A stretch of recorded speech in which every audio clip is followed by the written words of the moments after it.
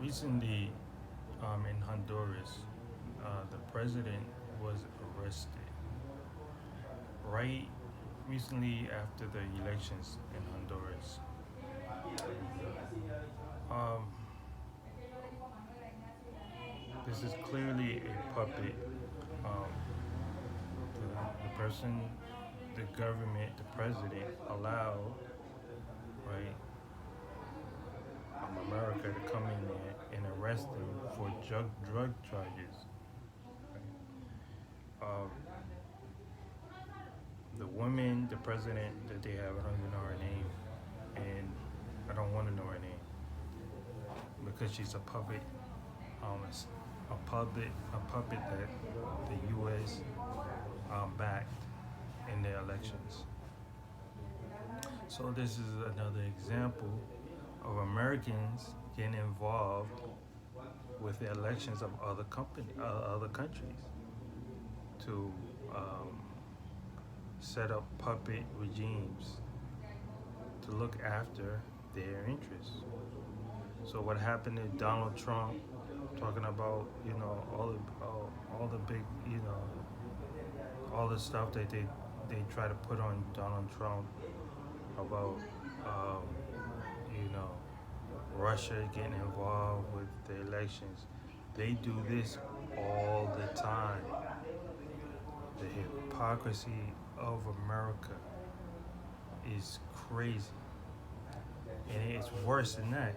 So they arrested. So America went into Honduras and arrested uh, the ex-president for drug charges. This is clearly a treason for the new Honduran president. So she hasn't even been in office over 3 weeks yet, and she's already committing treason to a foreign country.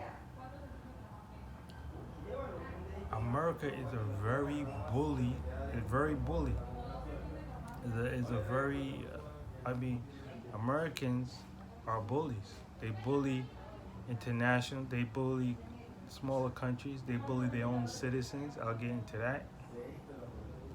Um, an example of how bad this is. If George Bush, who everybody knows had his hands in drugs in the 90s, right? If Bill Clinton, when he got elected, uh, you know, had Russia come in and had Russia come in to arrest George Bush, right? He allowed the Russian police to come in to arrest George Bush. Everybody would say Bill Clinton has committed treason. Nobody would accept that, right? He probably would either get assassinated or removed from presidency, right? But here is a case where Americans are doing that and nobody sees. See, this is what my issue with the American people.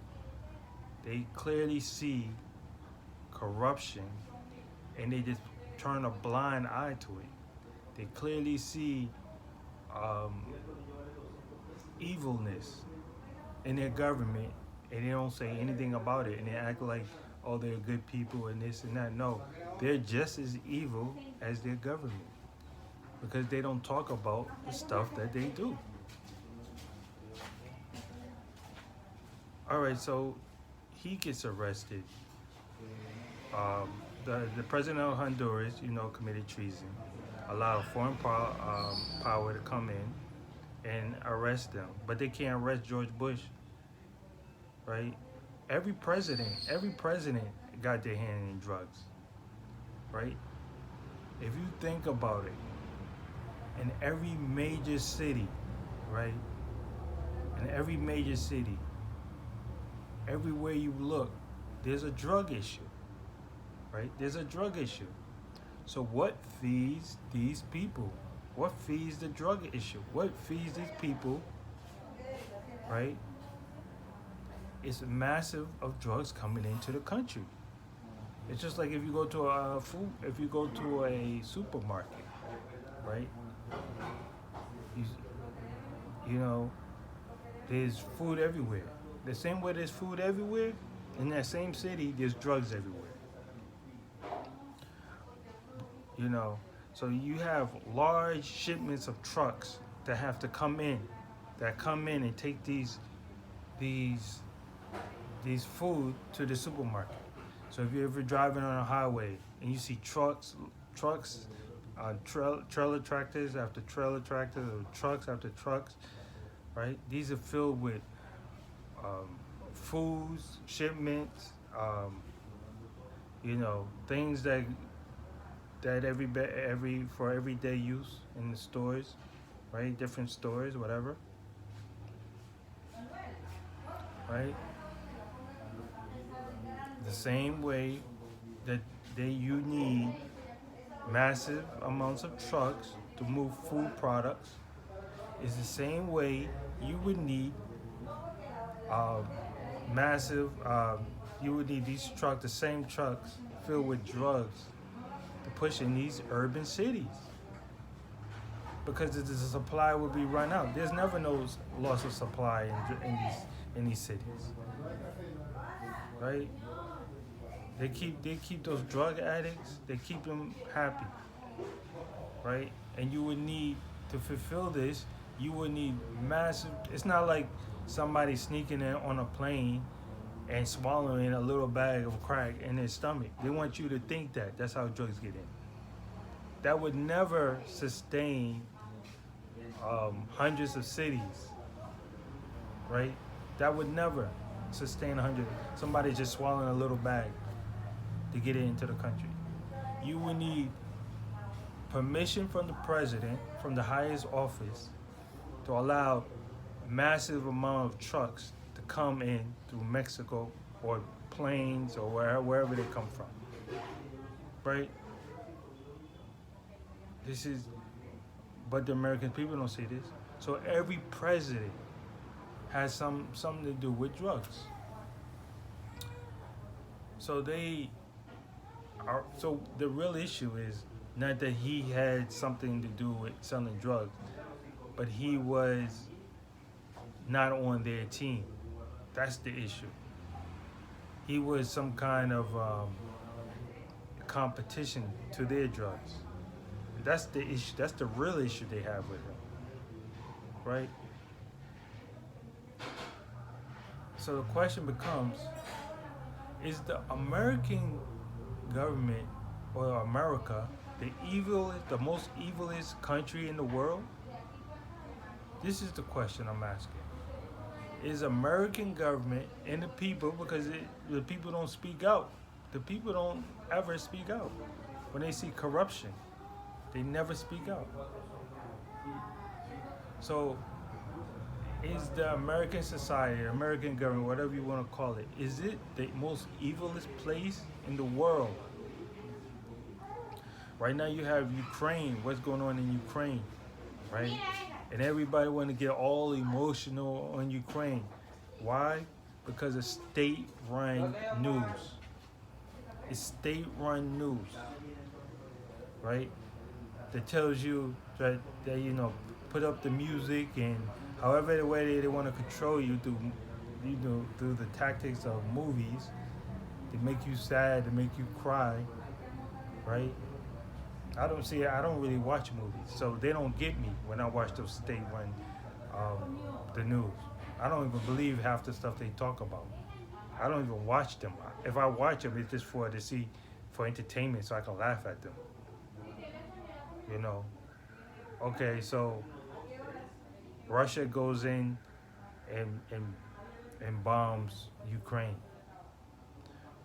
But what about the missiles? What about the weapons sold to Saudi Arabia and then bombing Yemen for years that nobody ever cares about talking about that, right? So what's good and bad is based on what the state propaganda news tells you what's good and bad. So your morals, your ideals comes from Disney and from the state-run propaganda. That's why I don't consider myself American, because my ideals, my morals are not from America. I have my own brain. When I see things, I use my own brain. I'm not brainwashed by the state-run news. And that's why they trying to go after me. Because I use my own brain. They're like, this guy, he hasn't voted. He hasn't voted. So we have to get him off the streets. Right? So they set up a criminal. They use a criminal, right, to attack me. And when I defended myself, they went to the criminal and asked him if he wants to press charges. Even though everything was on the video. Everything was recorded. But they treating the case as if it happened in a dark valley and there's questions about what really happened. There's no questions about what happened. It happened in a 7-Eleven with 6 professionally, strategically placed cameras, right? And that's it. Nobody got shot, nobody got died, but yet they rather go after a guy with no criminal history, right? And support a guy who's a known drug dealer, right? Who came after me with a gun, right? Who's been assaulting me, has assaulted me. That's how I protected myself, right? And they're trying to win this case with a presumption of guilt, right? The whole nature of the case is to say that, okay, he committed, he must have done something wrong, or why would they have a trial if it's all on camera? There must be something on those tapes that they saw that was criminal. That's an assumption. And they're basing this whole trial off the assumption.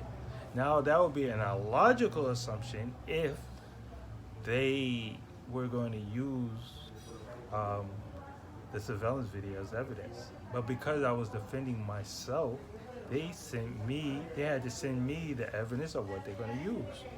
Guess what wasn't in the evidence? The surveillance video. They chose not to use it. They chose to use one Photoshop. There's 6 cameras, right? They chose to use one picture of one of the cameras as evidence, which makes it look like I'm trying to creep up behind a guy, right? So they're trying to use that, and somebody had their own personal private phone that they were recording the incident on. They was using their own phone and they posted it on Facebook. And they're using the Facebook that only shows the fight. It only shows me ending the fight, right? So somebody looking at that would say, oh, well, they must have seen something on the surveillance video, but why would they need to use the Facebook post, right? Why would they need to use the Facebook post? Because they don't have plans on using the surveillance video. And they gave me a public defender that went out of his way to make sure I didn't get my hands on the surveillance video. So the public defender that they gave me was a plant for this prosecution. So if one aspect of this equation, this courtroom equation, which consists of a prosecution, the defender, which is me, the judge, right, and my public defender. If the public defender is a plant, right, then what makes me think that the jury is not going to be a plant, right? Like, I have zero faith in this whole structure of this courtroom. And it doesn't even make sense. The American structure of the courtrooms don't even make sense. So you have lawyers who have um, 4 or more years of law school. You have a judge who has 4 or more years of law school, but then you have the jury that has no years of law school, right? And they just base their decision on whatever propaganda the lawyers, whoever have the best propaganda, whether it's the prosecution or it's the defendant, whoever gives the best propaganda wins the case. So they use the most ignorant person in the society with zero law school, right, to make you feel like, oh, these cases are fair. And that's how they use to lock up black men. That's why the black men are filled in these their jail room. It's the most racist country in the world, maybe behind Israel. The most racist country in the world. So the question comes up: Is America the evilest place to live in? This is the question that is being asked. Is America the evilest place to live in? So this structure is of the courtroom makes no sense. It's like a chain. A chain can only be as strong as its weakest link. So if your weakest link has no years in law school, what's the whole purpose of going to law school? Right? What's the whole purpose of having a lawyer? And then the lawyers that they send, they always put a black judge, a black judge, right, when a case is racist. And the black judge always has the worst spite against the black man. Like, I went to the trial and the judge was like, you can't have your cake and eat it too, right? Other things he said, I'll put you in jail for free, or you can go to jail for free. Other things, ridiculous things the black lawyers say to me in this trial, to make me know that this case is a fix. That the judges are willing to put you in jail whether you committed a crime or you didn't commit a crime. They're willing to put you in jail. They have an attitude towards you, right? There's no reason for you to have an attitude towards me. Like, I don't know you. You don't know me. So why would you have an attitude like that? Why would you say something like, you can't have your cake and eat it too? Or say something like, you can go to jail for free. Or say something like, the surveillance video, that's private property. How can evidence be private? How can evidence be private? Evidence is something that you show. So this is the mentality of 4 years of law school or more for the judge. So America is a racist place to live in, and they're bullies. They're bullies to small countries, the countries they want to control. But why don't you try that, America, to Russia? Why don't you try that to Russia? Because Russia would bitch slap you if you try one of those. Russia would bitch slap you. So you're a bully, right, to small countries and to black people, and black men, mostly black men, right? You're a bully. You use your courts as a bully. You only go after small countries. You're a bully, right? So why don't you take that same bully attitude to Russia? Because you're scared. You're scared. That's why you won't, right? So that's all I gotta say right now.